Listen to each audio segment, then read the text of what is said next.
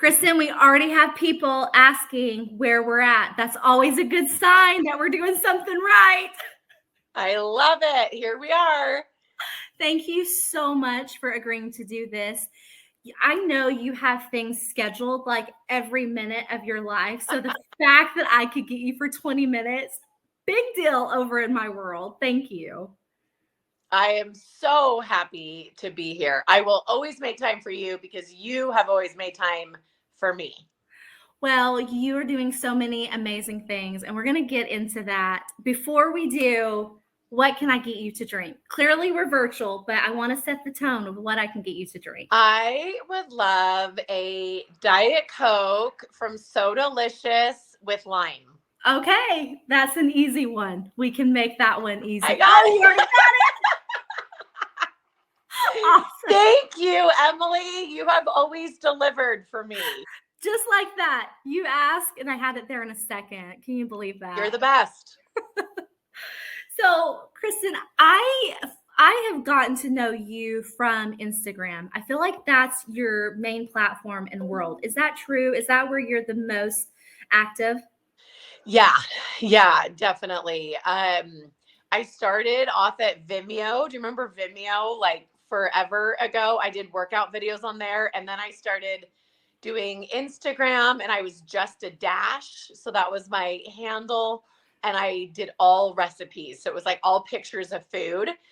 And then my husband worked for Traeger Girls at the time, and the head of marketing was like, Kristin, you like have so much more to offer than like pictures of food. Like you have this wild and crazy family and you do all of this stuff and you just like put up weird pictures of food that are pretty average pictures. And it was like, the time where like people were starting to become like really good food photographers. And I was like, who has time for that? And so I switched my name to Kristin Andrus, switched my handle to Kristin Andrus, and started sharing more lifestyle stuff, marriage, kid, still did food and Traeger, but a lot less. And now none of that. You're so vulnerable. Like you're so authentic. You're so like, take it or leave it. This is who I am. And I'm willing to have a conversation and agree to disagree, right? That's kind of the thing that we've been hearing a lot about. When did you come into this evolution of saying, I'm going to do more than just food photos? And how vulnerable was that for you in the beginning? And I'll say, like, I probably stopped doing as many food photos because I knew I was never going to try to make them amazing like so many food photographers started to do. So it also was like, and I'll be vulnerable saying, like, I just wasn't willing to put forth the time and effort. I knew I wasn't going to be good at that. But when you can share, like, I don't know if that's around the time that I was, pregnant with twins or my husband ran Skull Candy. So we were doing fun stuff. So I would, I love to show that. I love to dole out advice, which is so funny because like, who am I to dole out advice? But you're so good at it. People liked it. And it's stuff that works for me. And so I think showing like a big, crazy family, showing like I take care of myself. I totally own who I am, that I own the kind of mother I am, the kind of wife I am, which is like a really great, fun wife, and a mom who's like struggles every day with motherhood, and I get a lot of help and I build a team around me to ensure we barely get by. So I think just sharing that. And then we've also been really, we've had some successful outcomes. So we're able to take cool trips. And so we kind of have like a little variety, like it's a circus for sure. And so just sharing the circus, I think was like somewhat interesting to people. Well, and you posted, it was probably a month or two ago, about your capacity to like do more and not get overwhelmed because it's kind of you explained it much better than I'm summarizing it, but I have to remind myself that frequently when I am on your account because you are just everywhere doing so many incredible things. And it's such a good example to me to be vulnerable, put myself out there, but also realize your capacity to take on like an event in the morning, fundraising in the afternoon, soccer game in the evening, and still a date night. I'm just like, I'd like you to get that in like a week, maybe a month. You do it in a day. It's incredible. It's incredible. You know what? I do. I listened to a podcast, and it kind of talked about, it was like about neurological, like how much kind of like neurological bandwidth, and just like bandwidth. And I'm not saying this very well, but I realized like I have a very big one. Mm-hmm. And I think people say like what you do in a day, like would tire them out in a month. And I'm like, oh, it excites me. It energizes me.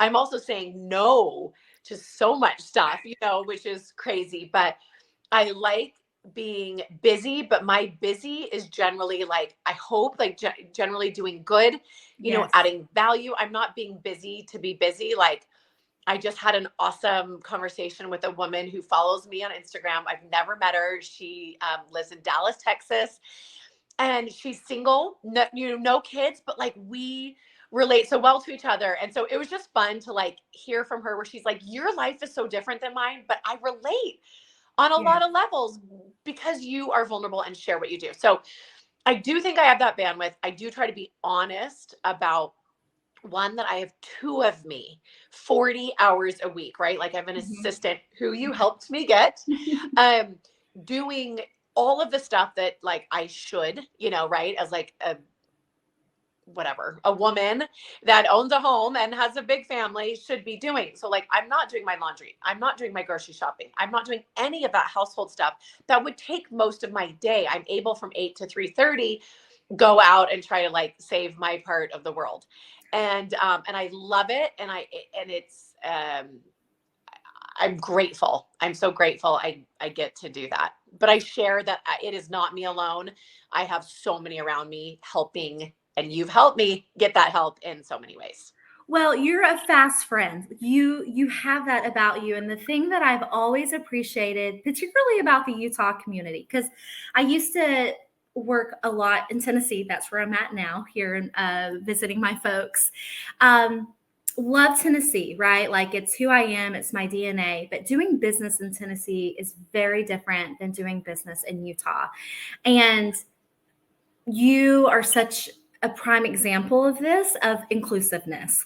Like it's really common for you to say, who wants to come over to my house and be a part of this fundraiser? And I'm just like, I don't know if I could just put my address out there, or I don't put my address, but well, you can Google me and find my address. So Jeremy mentioned that the other day and I was like, dang it, you're right. But yeah, I try to say like DM, but I do invite people, and I do try to say like, if you want to come, DM me, and then I check in on those DMs and then give them the address. But yeah, I'm very open, open. So very inclusive. And that's actually why I got in touch with you, because you were, Brittany is off traveling the world, by the way. I follow her and she's living her best life right now. And I'm so happy for her. I know. Beaches of Spain. I'm like, oh, I know. It's carpool today for sure. I'm trying to get her to settle down in Tennessee. I'm like, look, I know you're really open, but I've really been pushing the Tennessee thing with Brittany. But that's how I really I clawed into you, because you were being vulnerable and you were saying, I'm hiring an assistant.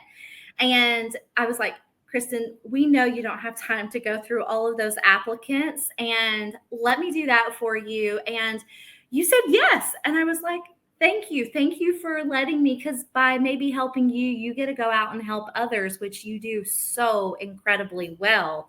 And I think that's where I want to pivot a little bit, is kind of being married to Mr. Meats is really interesting. I love that you call him that, by the way. And maybe his new license plate. So look for that. Mr. Meats. But it's like one of the most least interesting things about you, because even as interesting as that is, and being tied to that company and being a part of that, your philanthropy kind of evolution, I would say, is remarkable. And because you're so inclusive and you're such a connector, I feel like you get to do so much more and so much more impact in a meaningful way. Talk to me about the evolution to the philanthropy outreach. Okay. Well, first I want to start with you, because how you and I connected. So I think this is so cool. And it's a perfect example of actually like what you did is philanthropy. And so I think women or men think of like giving back and philanthropy as like a service project or signing up to help feed the homeless or something like that. But philanthropy is using what you have at your fingertips to help change the world. Mm-hmm. And Emily, that is exactly what you did. You reached out to me and you're like, Kate, what are you doing on Instagram trying to find help? And I'm like, I know. You were like the Brene Brown, like clear as kind. Like I loved how you were like, this is okay. This I wouldn't do. I suggest doing this. And I, as I hope all of us women and men are, like, I am so open to help. I am You so are. open to feedback and guidance because I am making this up everything I do. I make up all day, even how I hire help. So you brought me into a whole new world of like, we can do this better. And I'm like, yes, please, because I'm just making this up. So you helped me. We got hundreds of applicants and I kept saying, Emily, let me pay you. Let me pay you. And I'll never forget that you're like, no, you're out doing so much good. Let me help you so that you can go out and do good. And in that, you actually help contribute to all the good that can be done. And I would say truly it takes all of us. Like it truly takes a village of a recruiter who helps, a woman get help, who helps change the state of Utah. Like it's so neat to see women supporting women. Agree.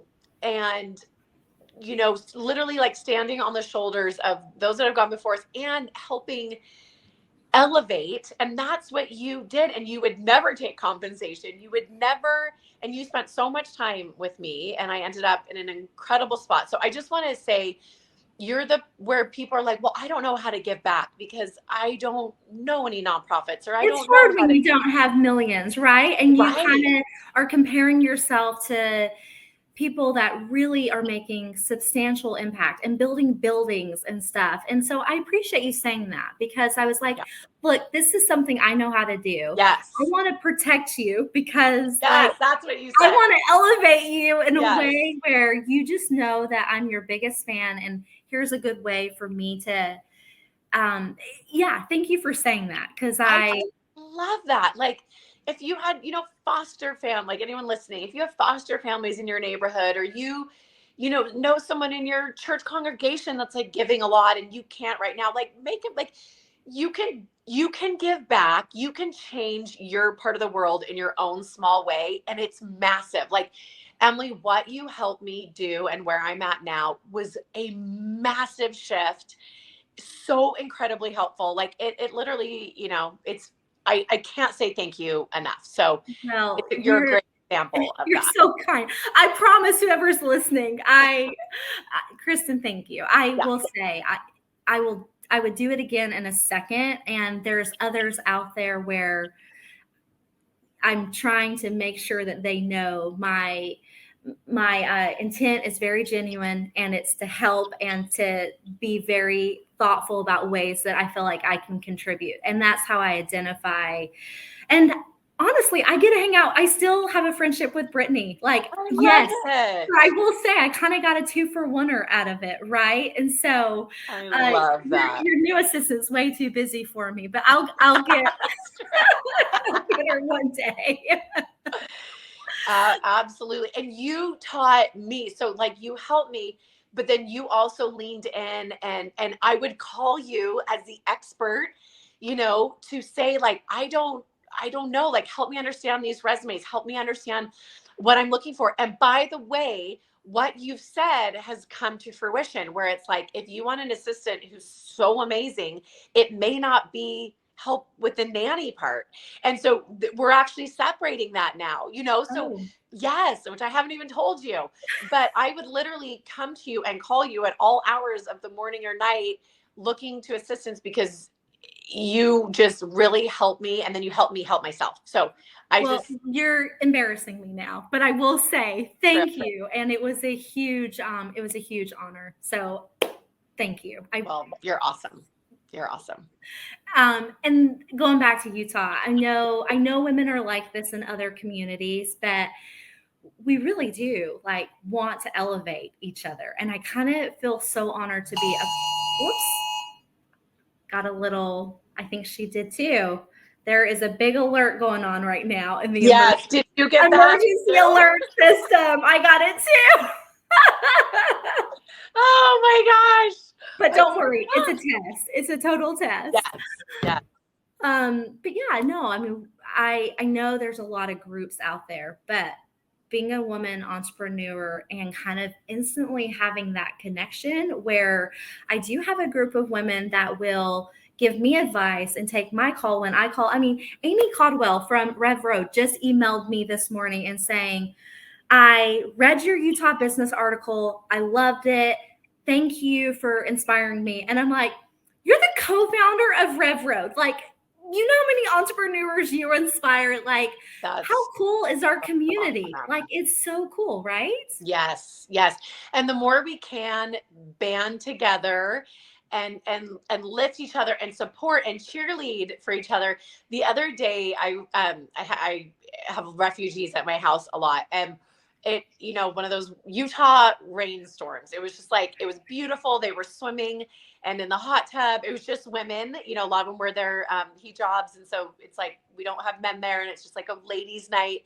And it started raining. And so we had to kind of duck and cover under my patio. So I kind of this big patio with chairs and tables. So we moved the food down. They had made the food. It was yummy. It was, you know, they're from Africa and Iraq and Iran. And anyways, my point being is we took cover under the shelter and they turned on music, and one by one, each woman went up and just danced. Like, it was one of those, they danced like nobody was watching.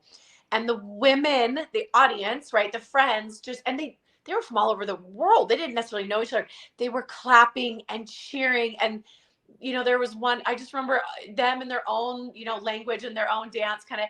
And I thought, this is what women do best. Now, I like to dance and I'm silly and then I'll sit down. Like, I'm not really going to dance in front of people, but these women felt so open to just dance with their eyes closed in front of these women, knowing that they were supporting and cheering them on, because these women are going through really hard things in our country, right? Like, they don't have all of the privileges that we do. And to see the support women to women, I thought, we're pretty good at that in Utah. These women are really good at it. I thought, what if we all just were the biggest cheerleaders as we stood dancing, you know, by ourselves in front of other women? So I love cheering other women on. I got chills. It almost sounded like a spiritual experience. It was. Being that vulnerable and that just in the moment, and dance like no one's watching around people you can trust that aren't going to judge you and lift you up. I assume you have thick skin. Is that true? Do you have haters out there? I mean, how, if I wanted to be more vulnerable, right? Like on my platforms, and because there has been a theme like each week as I talk to a guest, and those that can kind of get past the moment of understanding that not everyone's going to like you, but it's worth being bold and passionate, and it's worth the risk because of the upside. When they can kind of cross over to the other side and understand that, it seems like there's more magic on the other side. How do you do that? Like, give me advice here. I do think like DNA is part of it. I do think I have pretty thick skin. I remember even like when I was younger, you know, people, you know, of course you're fifth grade or whatever. And I remember I was like the first one to wear a bra, and, you know, like boys were like, she's like under my sweater, like she's wearing a bra. And I was like, so what? You know, like where other girls would have just like died. My daughter, like I have a daughter, she would die if that happened.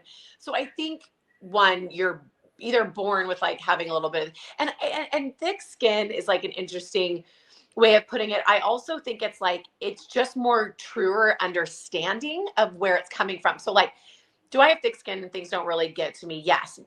But that being said, I truly believe that other people's perception of me is, I truly believe and know that it's more about them. It's not about me. Like, I don't want to think that. I don't want to believe that. Like, I know that. And I think seeing case studies of it on Instagram, even where women will come back and be like, I am so sorry.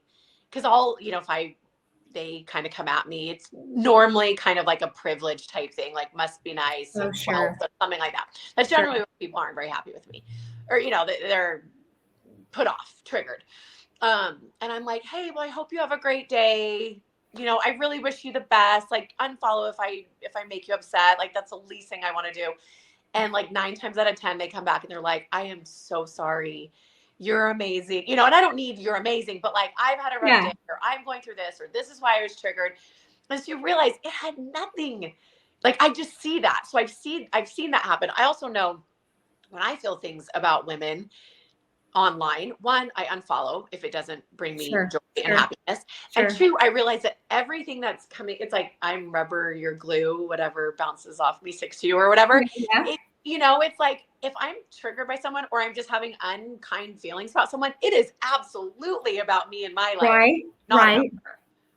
Yeah. No, I feel, it seems like you have just a really good foundation. You are in a marriage that you talk openly about, where there's a lot of love and respect and space for individuality. You're always talking about your beautiful parents that I think gave you a really good Yeah. foundation. Yeah. But then you throw in the variable of children and multiple children, right? I, 6 children. I have one, and I Yes. swear I feel so when I talk to women, I'm like, oh, I've got a kid, and I feel really, and they'll have 6 in the background, and I can't even manage one. Oh, Um, one was the hardest. the kid variable, like, Oh, tell me, yeah. like, give me some advice, because I'm raising a monster, right? He's a monster. Now he's on the spectrum in the most beautiful way, and so he gets a lot of my love and attention, incredibly intelligent, but yeah, give me advice for the mom thing. You know, take it an hour at a time, a minute at a time. I was sitting last night. I think we came home from a dinner and one kid was reading to me and 2 kids were fighting. And it was like there was so much. And I just sat there and I'm like, I just looked around. I'm like, okay, do I go crazy? Do I leave the home? Do I run away? Do I never come back? Or do I just like sit here and like zone out? Because this is nuts. Like, no normal person can sit through this insanity of 6 children that all need your time and attention. So, or one, by the way, when I had one, 100% harder than today with 6. Oh my goodness. I'm only having one. So if you have an extra to spare, or if you and Jeremy have a surprise one, like, I'm your girl. Like, I will take any baby given to me. You Open know what? invitation. It's hard. Parenthood, motherhood is so hard. And it's what brings me to my knees. I think I needed it because, as you can tell, I have very high self esteem and I feel very good about myself, except when it comes, and I'll say this online, right? I'm like, oh, I need help. Like, I can share about my experience with motherhood. The other thing that I think is really cool that I like look back to all the time is like my mom is an incredible mom. We have the best relationship. We had help my whole life, which didn't take away at all from our relationship. Number 2, she like came to my swim meet, she came to my stuff, but she wasn't like, I just remember her being there. It wasn't too much. And so I'm like, and then I went to college and she's like, yay, have the best time. Like, love you. See you And I'm like, did later. you miss me? She's like, no. So I'm like, that is so cool. Like, she didn't vicariously live through every moment of her children. She had her own life. She had her own. Right? And so that's why I do feel like me having, you know, I say like I have the Kristin hat of like all the stuff I do, and I have the mom hat, and I keep them very close so that I can always be mom, but I can be Kristin like so quickly, because I think for me that's important because I can't get drowned Totally. out in motherhood as a special needs kid. My sister, you know, has one, and it takes all my best friend, you know, it takes everything, like everything. And so not losing you through motherhood, through hardship, through like you have to have your time. And you, I hate the like you're only as happy as your least happy child. Oh, I haven't heard that. Yeah. But I don't want to believe that's true because, right, like if you have a child that goes through really hard things every day, you want to be able to go to work and have like a happy day or That's a right. joyful, fulfilling day. I have 6 kids. Like it's gonna be crappy probably a lot of the time. Right? Not yet, Right? but they're gonna get older and life's gonna happen to them. but I don't want to be living that like I'm only as happy as my least happy child. So I think I have enough of my own things that bring me so much joy and fulfillment. If my kids are happy, that's great. If they're not, I can be great too. So, Well, my nephew, he said this at a really young age to my sister-in-law. And I mean, he was young, Kristen. He was probably like 2 or 3. And he said, "Me happy, you happy?" And I thought, that is such a sweet thing to hear from a child, because they do want their parents to be fulfilled, and they see them. And I need my son to see that I can do hard things, and yeah. I can support him, and hard things will happen to me, and I have the ability to rebound and to learn to move forward. I want him to have that, right? And if I'm so in tune with his feelings, or his feelings affect me in an extreme way, yeah, I get what you're saying. I understand Yeah. that. So me happy, you happy is the way that I'll say that. That's so cute. I love that. Well, we're coming up on the 25-minute mark. I always trick people and tell them 20 minutes, and then I usually go at least 25. So, I have 1 minute till my next meeting. We're great. Good. Well, favorite food. I always do a quick lightning round. So, favorite food. Oh, my favorite food. Right now, sweet potato fries with chipotle fry sauce from what is that place called? In Utah. I'm blanking on it now. Cubbies is what I was going to say. Cubbies. Really good. Okay. Cubbies. Yes, that just well, sounds so good to me right now with lots of salt. If you got to pick a vacation to go to tomorrow, where are you headed? Punta Mita, Mexico. Oh my goodness. And what's the charity that you're supporting? Like any events, or I know you're involved in a lot, but which one's got your attention today? Today I am like, what have I done today? Today one that I'm working on is a lunch for 300 employees from the Road Home. The Road Home. So it's the shelter, the organization that does a lot of our homeless shelters. And so we're going to be feeding 300 staff, which like helping the staff of nonprofits and charities is so almost more important than helping the people. Right. Because, oh my gosh. Keep those people, they're engaged, energized. Kristen, I'm going to let you run to your next meeting, but this has been a joy. Thank you for spending time with me. Thank you. Okay, everyone, use Emily.